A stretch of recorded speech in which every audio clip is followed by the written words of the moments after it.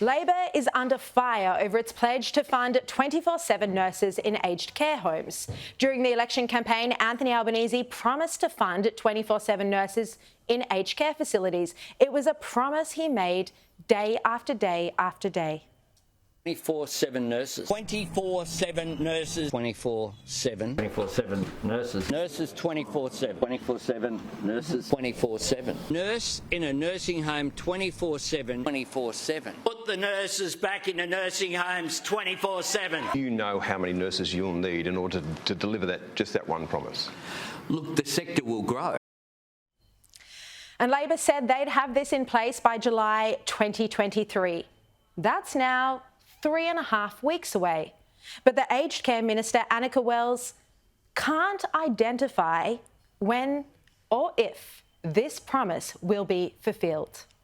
Your clear promise was to have all aged care facilities 24/7 registered nurses by July. Yeah. The coalition at the time said that's not going to happen. And now we know it's not going to happen. Yeah. How many are going to have 24/7 nursing? How many aren't? Yeah, so we don't require people to report on their 24/7 nursing policy until 1 July starts. So you don't know? So that will open. We don't have exact figures. We've got various kind of the department's obviously in touch with the 2,700 facilities we have in the country. Is there a guesstimate? We have a sense. We have a working sense, but it honestly changes. What's the working sense? Day to day. I wouldn't want to reveal it because it changes day to day.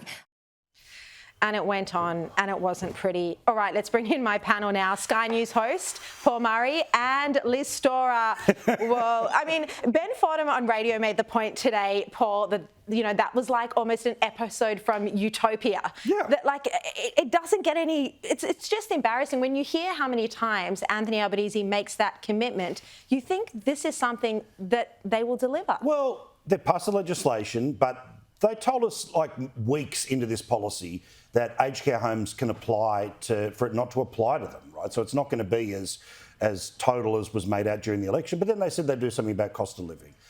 You know, that doesn't apply either. What was ludicrous about that performance was she had a number, she knows the number isn't enough, which is why she wouldn't say it. But then pretended to say, oh, well, I can't say it because the number changes every day. Yeah, but there's a band. Are you halfway there? Are you 3/4 of the way there?